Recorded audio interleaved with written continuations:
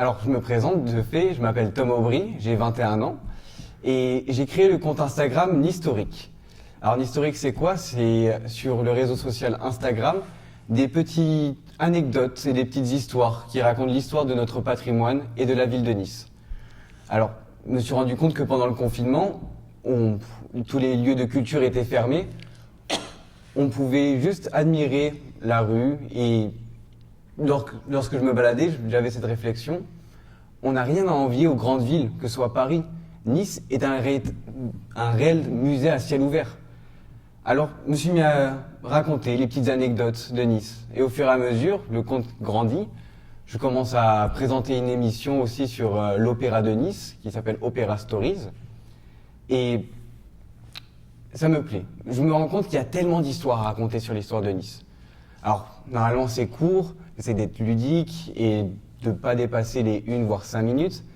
Mais là, c'est pour ça que je vais vous accaparer une petite heure pour vous raconter un sujet aussi vaste que le carnaval. Alors, je voudrais surtout remercier Anne Isidro qui, comme on l'a dit, est la mémoire et l'historienne officielle du carnaval de Nice. Toute la conférence, quasiment, se tient grâce à ses recherches et à ses livres. Et merci encore pour tout ça, pour votre rôle. J'ai envie de me suis demandé, du coup, en préparant tout ça, comment raconter l'histoire du carnaval? Enfin, de manière simple. Je ne suis pas historien officiel, et mon but aujourd'hui est de vous raconter comment cette tradition est arrivée jusqu'à nous. Alors, comment le faire simplement? Eh bien, je suis parti du logo, de base. Et on voit un indice. Despi 1873. On n'a qu'à se dire 1873, c'est la date de fondation, 150 ans d'histoire, on a déjà assez raconté. Sauf qu'il y a un deuxième indice, Despi. Pas besoin d'avoir fait niçois LV3 pour comprendre que ça veut dire depuis. Et pourquoi en niçois? Est-ce que c'est un symbole identitaire pour marquer que c'est une tradition niçoise? Fort probable, je n'ai pas demandé de toute façon. Mais c'est plus qu'un symbole identitaire, c'est un indice. Il y a eu quelque chose avant. Mais quoi? Alors ça, c'est à nous de le trouver. Et on va remonter le temps et on va découvrir les histoires et les secrets du carnaval de Nice. Mais tout d'abord, j'ai envie de planter le décor. Le carnaval de Nice est ancré dans l'histoire de la ville, que ce soit dans les ruelles du Vieux-Nice, du cours Saléya jusqu'à la place Masséna. Alors, voyons rapidement quelques points de repère pour comprendre un peu l'histoire de la ville. Et on va commencer par le début. Nice est fondée en 550 avant Jésus-Christ par les Grecs. La ville s'installe alors sur la colline du château. Ce n'est que plus tard, en moins 48 avant Jésus-Christ, que les Romains s'installent sur la colline de Séménélum. Alors, cette colline, Séménélum, comme vous pouvez voir juste en bas, la ville disparaît et est détruite vers le 6e siècle de notre ère, avec les invasions barbares. La ville sur la colline, elle survit, car mieux protégée. Et du coup, Nice fait partie du comté de Provence. Et là, je vais faire un saut dans le temps. En 1388, une date importante, c'est ce qu'on appelle la dédition de Nice à la Savoie. Alors, pour faire simple, c'est Nice qui se met sous la protection du comte de Savoie. Alors, c'est complexe, on ne va pas rentrer dans les détails parce que c'est après la mort de la reine Jeanne qui meurt sans héritier, deux grands nobles se disputent pour avoir le pouvoir, ce qui crée une guerre civile. Enfin bref, si on commence à se plonger dans l'histoire de Nice, c'est une série Netflix. Alors, Nice fait partie du comté de Savoie, et il faut savoir que c'est une marche entre la France et l'Italie. Alors, ça changera plusieurs fois de nom, de comté à duché à État de Savoie, et c'est en 1720 que cet État prend le nom de Royaume de Piémont-Sardaigne. Au moins, vous êtes au courant. Et comme vous le voyez, Nice est le seul point d'accès à la mer. Il y a donc une importance stratégique. Au cours du 15e, 16e siècle, on voit le début de fortifications et de travaux sur la colline du château. Les habitations, qu'elles soient civiles ou religieuses, sont alors détruites et déplacées. La colline devient une réelle cité guerrière dépourvue d'habitants. Et les habitants vont s'installer dans ce que l'on appelle le Vieux-Nice actuel. Et là, je vais faire un deuxième saut dans le temps. au XVIIIe siècle, au début, époque des Lumières. Au cours de encore quelques situations géopolitiques complexes, la guerre de la Ligue d'Augsbourg, de la succession d'Espagne, enfin bref, Louis XIV assiège Nice. Et par 2 fois, la ville se rend, mais le château résiste. Et ça déplaît au roi Soleil. Alors il ordonne, en janvier 1706, de raser le mur d'enceinte et le château, qui se trouve sur la colline. Que l'on casse les murailles et qu'on repasse de la terre par-dessus. Une volonté d'oublier la période guerrière de Nice. Alors, cet événement aurait pu porter un coup fatal à la ville, impossible de se défendre par elle-même. Mais au contraire, elle changea sa destinée et rend Nice ville ouverte. Alors les Français partent, puis ils reviennent. À la fin du XVIIIe siècle, avec la Révolution française, Nice est envahie par les troupes révolutionnaires. De fait, Nice est française de 1793 à 1814. Alors, intégrée à l'Empire, ce n'est qu'après la chute de Napoléon que Nice repasse sous le royaume de Piémont-Sardaigne. On y verra quelques évolutions avec notamment l'embellissement de la ville et la fameuse conception de la place Masséna. Puis, en 1860, comme on le sait tous, Nice est rattachée à la France. Et la ville attire de plus en plus les touristes et devient l'une des villes balnéaires les plus importantes d'Europe. Et c'est petit à petit, 162 ans plus tard, que nous, Niçois, faisons partie de la France, que nous parlons français, mais sans oublier une identité qui nous est propre, et nos racines que l'on n'oubliera pas non plus. Alors, la Niçoise et le Niçois est chaleureux, et il aime faire la fête, et c'est à travers le carnaval que l'on voit que ça ne date pas d'hier. Alors oui, le carnaval est magnifique, mais si on cherche plus loin, Nice n'est pas le seul carnaval. Il en existe bien d'autres à travers l'Europe et le monde.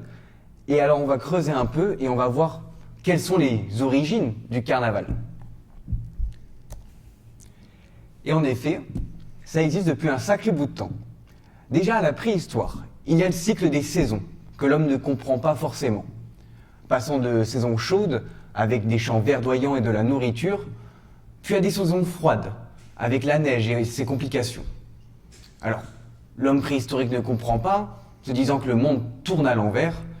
Il va donc voir un chaman, un homme avec un crâne sur la tête, qui se met à chanter, à danser, à faire n'importe quoi. Mais c'est une logique que si le monde tourne à l'envers, il faut alors vivre à l'envers, pour que les choses de la vie retrouvent leur place. Et vu que chaque printemps, chaque hiver a fait place au printemps, il n'en faut pas plus pour que cette idée reste imprégnée dans les esprits. Et les historiens et anthropologues remarquent dans plusieurs civilisations des rites qui se font en hiver pour attendre le retour du printemps. Et cette image de cet homme préhistorique a créé la figure de l'homme sauvage que l'on retrouve dans plein de carnavals. Alors on le voit aussi chez les Grecs, mais aussi chez les Romains, dans l'Antiquité, avec les Saturnales, où vous voyez aussi ici une représentation que vous pouvez voir au Louvre, qui de même se déroule en hiver, des fêtes qui poussent les femmes à se déguiser en hommes, les esclaves en hommes libres et inversement. Et c'est un vrai spectacle d'alcool, de débauche en tout genre. Mais je rappelle que ce sont des fêtes religieuses, mais qui amusent et divertissent la population. Et puis vient le roi de la fête, Jésus. Enfin, plus précisément, le christianisme. Et eux, ça leur plaît pas trop, ce spectacle de fêtes païennes, de débauche et d'alcool. Alors ils vont essayer de l'interdire, mais quand ils n'arrivent pas à interdire, et ce qu'ils vont faire, c'est très fort, ils vont en faire une fête chrétienne. Alors, c'est de là d'où nous vient même le mot carnaval. En latin, l'étymologie carne levare, enlever la chair. Car dans la tradition religieuse, il faut consommer de la cuisine maigre jusqu'à Pâques pendant 40 jours. Alors on profite une dernière fois de manger gras, copieusement et riche. Et pour mieux fêter ce moment, tous les débordements sont autorisés. Et il est alors de mise de se moquer de chacun au détriment de tout le monde. Et cela caché derrière des masques et des déguisements. Alors, Annie m'avait raconté une anecdote sympa qui m'a fait beaucoup rire pour expliquer aussi les masques et les déguisements. Le carnaval est une réunion symbolique avec les morts. Et pour ces morts qui reviennent de l'au-delà, eh bien, il faut éviter qu'ils rentrent en nous. C'est pour cela que l'on porte des masques, que l'on se déguise, et selon plusieurs sources, il faut manger des aliments qui provoquent des flatulences. Bien oui, il faut bloquer toutes les issues. Alors, maintenant que l'on sait un peu plus sur le carnaval en général, qu'en est-il de celui de Nice? Et est-ce que la date réelle de 1873 marque le début du carnaval de Nice? Bon, vous comprenez, je ne ferai pas tout ce teaser, c'est pour vous dire non. Alors, qu'est-ce qui s'est passé avant 1873? Eh bien, le carnaval de Nice est l'un des plus anciens carnavals européens. Il est difficile pour un historien de préciser l'origine exacte des fêtes carnavalesques à Nice, et ce n'est qu'à partir de 1294 qu'elles sont citées à l'occasion du séjour de Charles d'Anjou, dit le Boiteux, comte de Provence.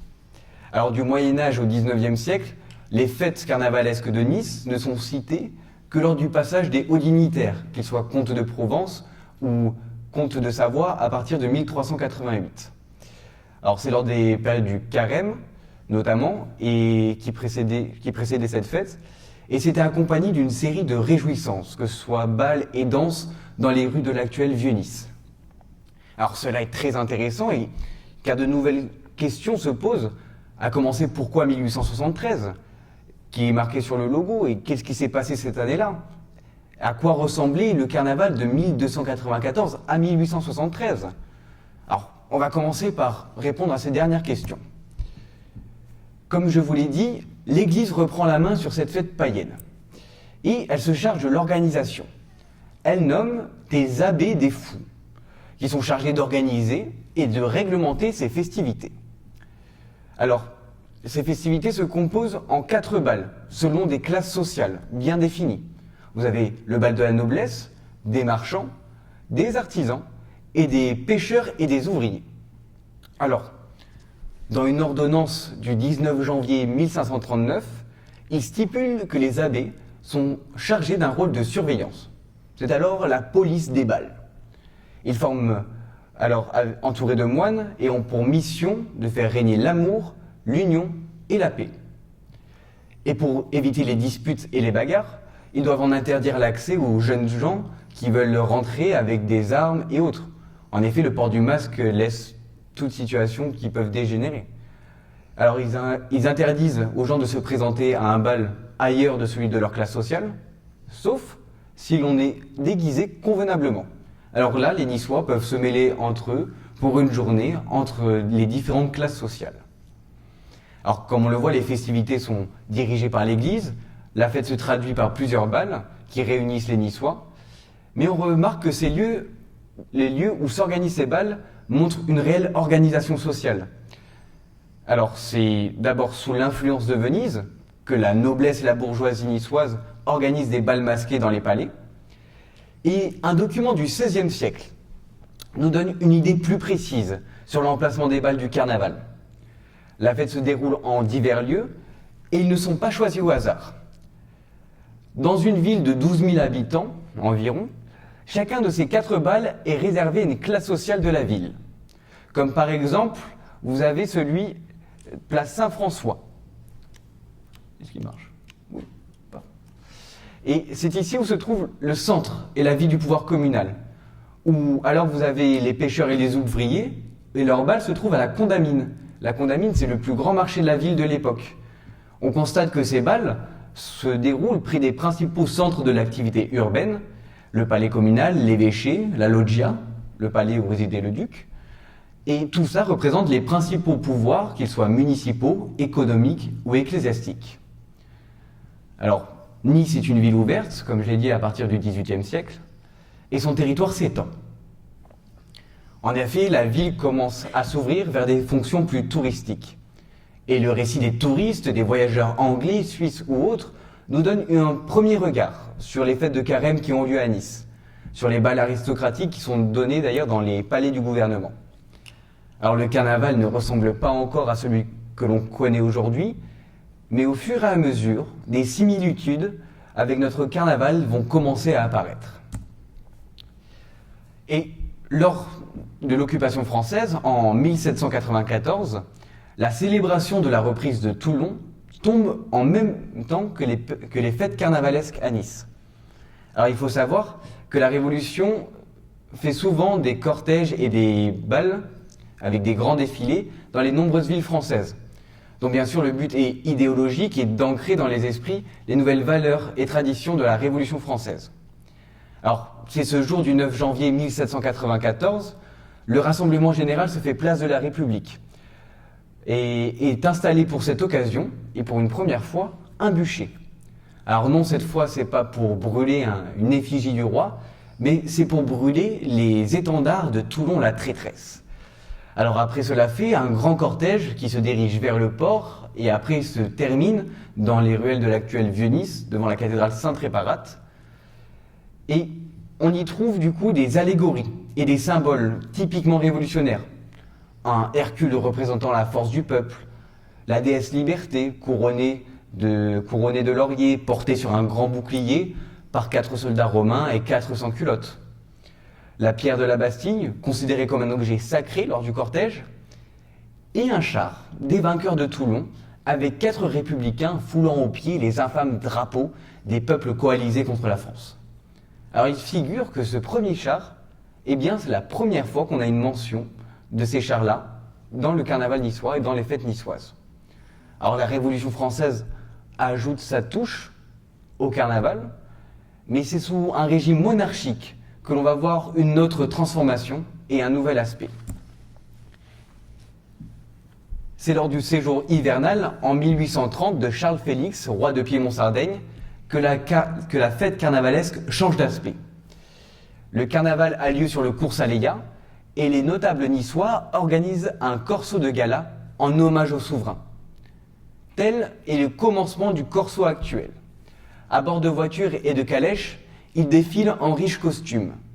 Et de virulentes batailles de confettis, pois chiches, farine, bonbons et projectiles en tout genre opposaient joyeusement la piétaille autochtone à la bourgeoisie européenne. Alors au XIXe siècle, le carnaval prend de l'ampleur avec le grand nombre de touristes qui commencent à arriver massivement. Et durant la période du Second Empire, Nice devient française en 1860 et devient la capitale du carnaval dans le monde. Alors, Nice devient française et de l'impératrice de Russie au prince de Galles, toutes les têtes couronnées d'Europe et du Nouveau Monde viennent assister aux réjouissances à Nice. Cependant, l'écroulement du Second Empire, le siège de Paris et les troubles de 1871 changent la donne. Les riches hivernants qui séjournent habituellement sur la Riviera délaissent peu à peu la cité niçoise au profit des cités italiennes voisines. Alors pour les plus attentifs, vous voyez qu'on s'est arrêté en 1871 et que la fameuse date de 1873 approche. Alors, que faire lorsque l'on fait la fête, mais que le monde regarde ailleurs? Eh bien, on s'organise. Après la guerre de 1870-1871 et la chute du Second Empire, un jeune fonctionnaire de la préfecture du nom d'Andrio Seyton prend l'initiative de créer un comité des fêtes à Nice. Et comme il le dit, pour redonner au carnaval sa vigueur d'antan et aussi récupérer la riche clientèle qui délaissait la Côte d'Azur. Alors en 1873, un comité organisateur du carnaval est composé de riches hivernants, qu'ils soient français, étrangers et aussi de membres de la bourgeoisie locale. Ils mettent en place une distribution de prix pour le plus beau char, poussant les artistes à améliorer de plus en plus la confection de leurs chars. Mais aussi des défilés de chevaux et d'améliorer les déguisements pour déambuler le long du cours Saléya devant une foule. Et ça marche. Nice devient l'un des carnavals urbains les plus célèbres du monde, à côté de Rio, la Nouvelle-Orléans et autres. Alors la date de 1873 marque la création du carnaval tel que l'on connaît aujourd'hui, et ça devient une institution. Mais ils mettent aussi quelque chose en place qui est maintenant indissociable du carnaval que l'on connaît aujourd'hui. En 1876, Andrio Seyton crée à l'initiative d'Alphonse Karr, le fameux poète jardinier, et le comte de Cessol, président du comité des fêtes, la première bataille de fleurs sur la promenade des Anglais. Alors il commence à y avoir une séparation de la fête en deux parties. Les défilés populaires du carnaval, avec les batailles de confettis dans le Vieux-Nice, et les défilés élégants de voitures fleuries, avec la bataille des fleurs sur la promenade des Anglais. Alors d'un côté la fête populaire, carnavalesque et décontractée, et de l'autre la fête esthétique, où défile l'élite de la société et la haute aristocratie européenne. Alors une tradition unique qui subsiste aujourd'hui et donne sa spécificité et son originalité au carnaval de Nice. Alors toutes les célébrités de l'époque ont participé aux batailles des fleurs, comme le prince de Galles, futur Édouard VII. En 1888, c'est l'empereur du Brésil, Pedro II, qui participe au carnaval fleuri avec sa fille. Et en 1895, c'est la reine Victoria elle-même qui y assiste. Alors, d'autres villes de la Côte d'Azur copient Nice, comme Cannes, qui inaugure sa première bataille de fleurs en 1898. Mais c'est surtout Pasadena, en Californie, qui crée en 1890, et attention à l'accent, sur le modèle niçois, The Tournament of Roses Parade, devenu le plus gigantesque défilé de chars fleuris du monde. Alors on l'a bien compris, Nice inspire le monde entier par le savoir-faire, l'élégance et la beauté de ses fêtes uniques. Alors, les dés sont alors jetés, mais comment sont-ils arrivés jusqu'à nous? Car on va le voir, les chars de 1873 sont bien différents de ceux que l'on connaît aujourd'hui. Alors, on va faire un tour d'horizon rapide des chars de 1873 à nos jours. Et le corso carnavalesque fait penser, à l'époque, à une immense bande dessinée, où les carnavaliers donnaient libre cours à leur imagination, des allégories ou des mises en scène particulières de la nature et de son bestiaire, comme le dragon ou la chauve-souris. Les géants monstrueux, hommes sauvages, ogres et King Kong des temps modernes, dans un univers fantastique, diabolique, proche de celui des contes de fées et d'Alice au pays des merveilles. Alors le monde du carnaval a évolué au cours des décennies et c'est ce que l'on va découvrir. Alors ici, sur cette première image, vous pouvez voir l'une des plus anciennes photographies de Pierrot et ses polichinelles que vous voyez en blanc. Alors je rappelle que les polichinelles, ce sont les personnages bouffons de la comédie italienne, dont le carnaval s'inspire souvent. Et c'est ce même pantin de paille, en 1882, qui est transformé en un mannequin géant de 6 mètres. Installé sur un char royal, il est baptisé Triboulet. Vous le comprenez, c'est le premier roi du carnaval. En l'honneur de ce pantin de paille appelé Majesté le Roi, un cortège royal, parodie des cortèges princiers de la Renaissance, parcourt la ville en suivant un nouvel itinéraire comprenant pour la première fois les quartiers de la nouvelle ville de la rive droite du Paillon. En 1882, c'est le premier roi du carnaval. Celui d'à côté, et je tenais à vous le montrer, il s'appelle le char ambulant, le char du théâtre ambulant.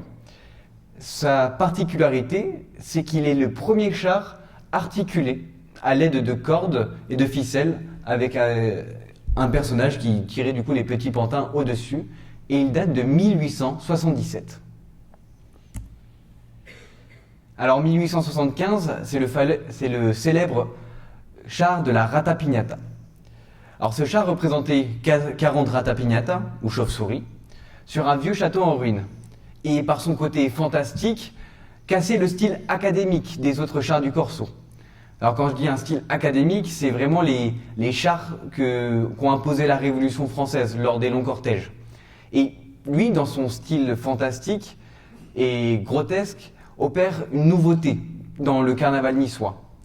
Alors la chauve-souris colle à la symbolique du monde à l'envers, que représente bien le carnaval, et la Ratapignata, symbole inversé de l'aigle, qui est l'écusson de la ville de Nice. Il devient emblème d'une niçartitude, affirmant son intelligence ou sa subtilité comme la chauve-souris, impératrice du monde des ténèbres. Dès lors, la Ratapignata revient régulièrement lors du Corso. En 1893, sur l'image que vous voyez à droite, Sa Majesté Carnaval se marie avec une charmante paysanne de Guéraud, et elle est en effet la première reine du carnaval. En 1900, le carnaval rend hommage au célèbre opéra de Puccini avec La Bohème qui défile devant le monument du rattachement à la France sur la promenade des Anglais. Pour le corso de 1914, on voit le roi à califourchon inversé sur le cheval Pégase. Et en effet, c'est la première fois que l'on voit le roi regarder vers le passé, et du coup vers l'arrière, et non devant vers l'avenir, comme s'il pressentait la fin de la belle époque. Alors le carnaval est tourné vers la recherche des plaisirs et de la fête, et du fait de la guerre, il connaît une interruption de 1915 à 1920. Enfin, une interruption, ou presque.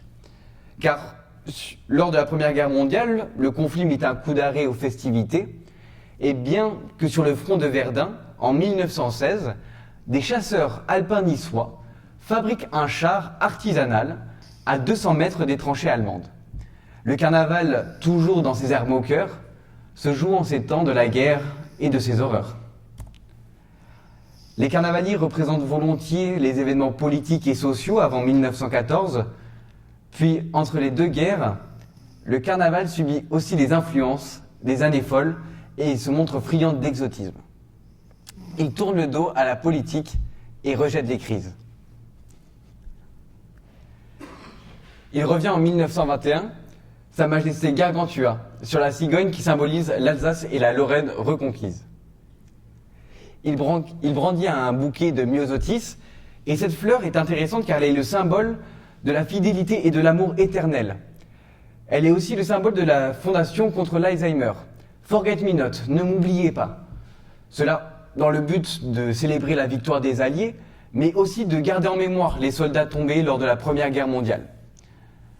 Alors le carnaval suit le cours du temps, un réel caricaturiste de son époque et de tout un siècle, et l'édition 1930 se met en mode cubiste, pour célébrer le dadaïsme, qui est un mouvement intellectuel, littéraire et artistique du début du XXe siècle, qui est une remise en cause de toutes les conventions, qu'elles soient idéologiques et politiques, fondées en 1916 à Zurich par Tristan Tzara.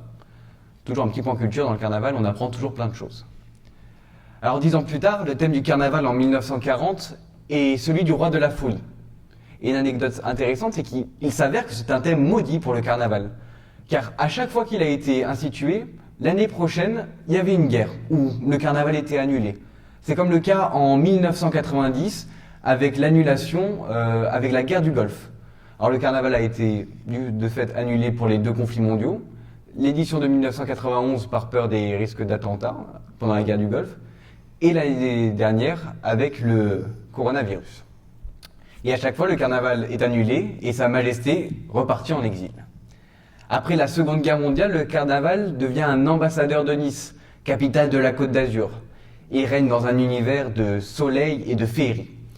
Il revient timidement en 1946, puis fièrement en 1947 pour fêter le cinéma, et splendidement en 1960 pour fêter le centenaire de Nice et du rattachement à la France. Alors pour cette année, le roi Soleil est choisi comme roi du carnaval. Un roi qui, en voulant affaiblir Nice, en la privant de ses murailles, ne la rendit que plus rayonnante. Et quoi de mieux de l'ériger en tant que roi du carnaval, pour célébrer le centenaire du rattachement de Nice à la France. Les Niçois sont vraiment taquins. Au cours des années 70, le char qui marque le plus la mémoire des Niçois est sans conteste le King Kong, et qui pour la première fois réalise un char qui atteint les 9 mètres de haut. Place Masséna grâce à la mécanisation sophistiquée des vérins hydrauliques. D'ailleurs, il nous rappelle un des chars de cette année. Alors, à cause des conflits mondiaux, la 100e édition se tient en 1984. Le char de Sa Majesté 100, très fier de son identité comme on le voit car il est en tenue niçarde. Et depuis l'an 2000, les défilés carnavalesques ont subi une grande mutation. Le corso comprenait alors 20 chars, 800 grosses têtes, une vingtaine de troupes locales, nationales ou internationales par week-end. Le nouveau directeur diminue progressivement le nombre de grosses têtes au profit de troupes d'art de rue qui nous enchantent par leurs gigantesques sculptures gonflables.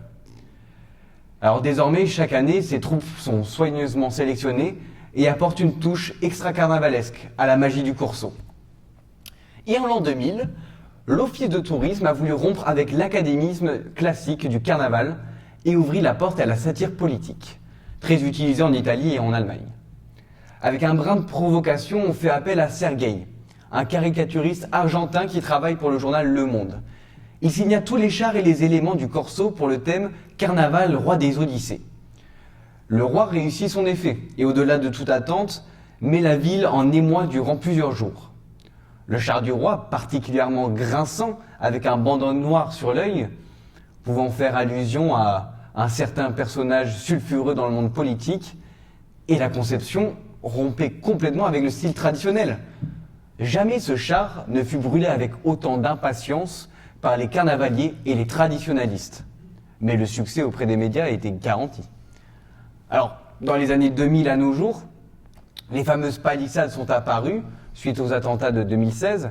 Le carnaval devient payant, bien qu'il a toujours été payant. Les places assises payantes datent de 1873. C'est juste qu'il était compliqué de faire payer chaque personne qui regardait le carnaval dans la rue. Et bien que aussi, on peut rentrer sans payer, à condition d'être déguisé convenablement, là aussi, de la tête aux pieds. Mais pour ma part, c'est une autre interdiction qui meurtrit mes premiers souvenirs du carnaval. C'est la fin, oui, des bombes spaghetti, interdit en 2017. Alors c'est pour cause d'un renforcement de sécurité, mais aussi parce que la qualité laissait souvent à désirer. Alors oui, tous ces chars sont magnifiques, comiques, voire inspirants, mais les critères de beauté changent, et au fil du temps, on ne rit plus des mêmes choses. Alors, qu'est-ce qui fait la force du carnaval depuis 1873 ? Eh bien, les carnavaliers, ils sont pour beaucoup de choses. Dès la fin du 19e siècle à nos jours, les carnavaliers ont su évoluer avec le temps. Mais c'est surtout au cours de ces 30 dernières années que les transformations artistiques et techniques ont été les plus marquantes, voire spectaculaires. Le métier de carnavalier comprend des savoir-faire divers, souvent acquis par Excusez-moi. Le métier de carnavalier comprend des savoir-faire divers, souvent acquis par une transmission familiale. D'ailleurs, depuis 2019, les carnavaliers niçois sont à l'honneur au ministère de la Culture, car ils démontrent un savoir-faire artisanal qui a été inclus à l'inventaire du patrimoine culturel immatériel de la France. Le terme de carnavalier définit au sein du carnaval de Nice les artisans qui réalisent et confectionnent les grosses têtes. À partir de 1873, ils sont construits par des Niçois bénévoles et passionnés qui exercent diverses activités. Alors ça peut être des pompiers, des ramoneurs, des commerçants, des agents d'assurance. Mais en 1922, ils se regroupent en 4 associations. L'Amicale des constructeurs carnavalesques, les As, les artisans et l'Union. Alors la transmission de cet art populaire a longtemps reposé sur un système de parenté. Ainsi, les carnavaliers sont essentiellement des familles Belgrano, Durand, Pignataro, Bovigna, Signorelli, Vitali, pour ne citer que eux. En 1995, l'Office de tourisme de Nice prend le relais. Les nouvelles normes de gestion imposées par l'État incitent les carnavaliers à se regrouper en sociétés professionnelles, soumises à des appels d'offres. C'est la fin du système traditionnel du bénévolat et du recrutement familial. Il existe aujourd'hui 5 entreprises issues des familles de carnavaliers qui ont su garder la passion et préserver son esprit et ses techniques particulières. Chaque année sont mobilisés une quarantaine de carnavaliers devenus artisans professionnels qui réalisent 17 chars et une centaine de grosses têtes. Alors, les coulisses du carnaval de Nice sont un univers époustouflant, dont le public imagine peu les heures de travail et les prouesses techniques. Alors voici les étapes de construction des chars. Tout commence par la sculpture, qui a évolué au fil du temps, de l'utilisation de l'argile et du plâtre à celle du polystyrène, du polyester et autres résines. Puis vient le moulage, en papier mâché ou en plâtre, même si de nos jours cela se fait plus souvent en polystyrène. Ensuite le montage, l'assemblage des sujets ou grands mannequins sur les chars. Alors, les métiers qui ont trait au travail du fer, qu'ils soient ferronnerie ou soudure, sont importants pour savoir créer une armature et la structure des chars. D'ailleurs, qui auparavant étaient faits en bois par des charpentiers venant souvent du quartier du port de Nice. C'est alors au tour des électriciens et informaticiens d'entrer en scène pour l'animation des sujets, pour donner vie à des automates géants. La touche finale est esthétique, apportée par la peinture et l'habillage de ces gigantesques mannequins. En 2019, une révolution high-tech est introduite dans les coulisses du carnaval niçois. Les carnavaliers de la famille Povigna s'équipent d'un robot ultra perfectionné, pouvant alors fabriquer des têtes parfaites sculptées dans d'énormes blocs de polystyrène.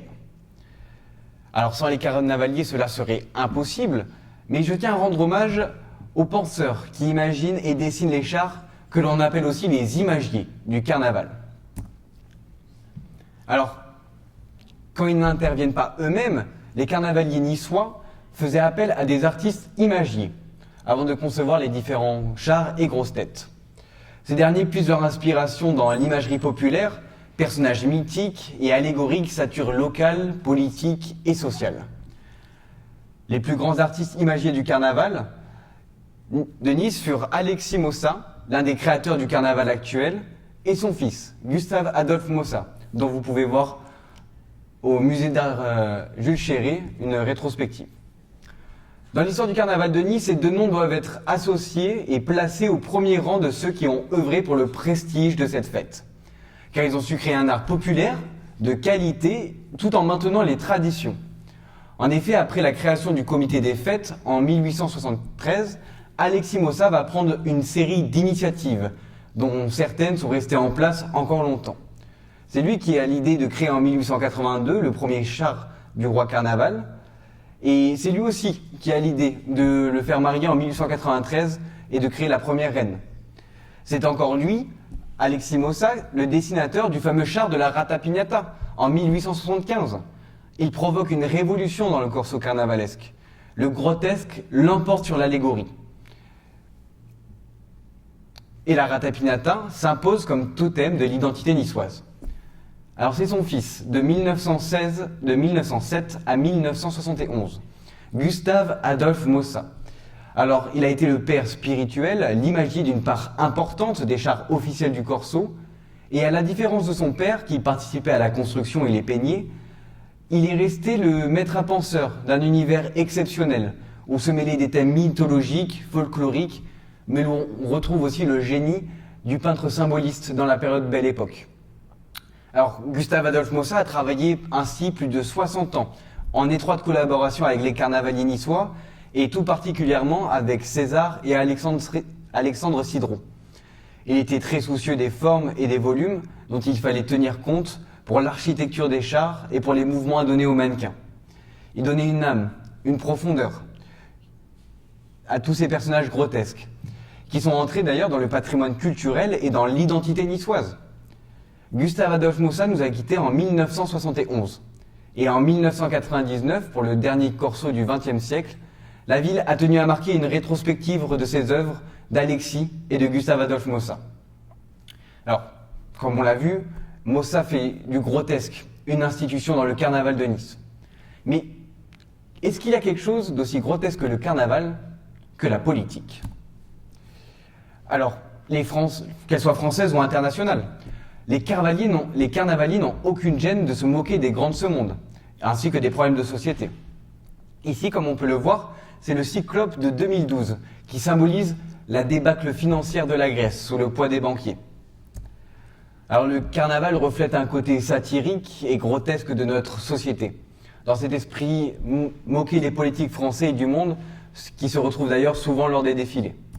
Alors ça s'explique car entre 1998 et 2008, l'on souhaite renforcer le côté caricatural et on franchit le tabou qui interdisait aux carnavaliers toute allusion politique, par peur de procès en diffamation. Ils font appel aux illustrateurs et humoristes de la presse du monde et internationale. Et c'est un des autres symboles du carnaval, peut-être hérité de l'époque révolutionnaire, celle de mettre le feu à Sa Majesté le Roi. Alors, la tradition veut que l'on brûle une maquette du roi à la fin du carnaval. Non pas le char traditionnel, mais bien une maquette. Mais pourquoi ? Eh bien, sur le principe du bouc émissaire, on place tous nos problèmes avec les maux de l'hiver, le froid et autres. Et Comme l'année dernière, on le voit avec le fameux coronavirus, alors en le brûlant, les problèmes de l'année dernière deviennent cendres et laissons place aux couleurs du printemps, jusqu'à l'année prochaine. Et les traditions du carnaval, Nice les fait perdurer, comme le fameux paillassou. Le paillassou est le plus typique et la plus ancienne tradition du carnaval de Nice.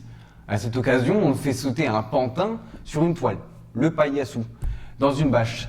Cette coutume est très ancienne et elle était déjà présente lors du carnaval de 1860.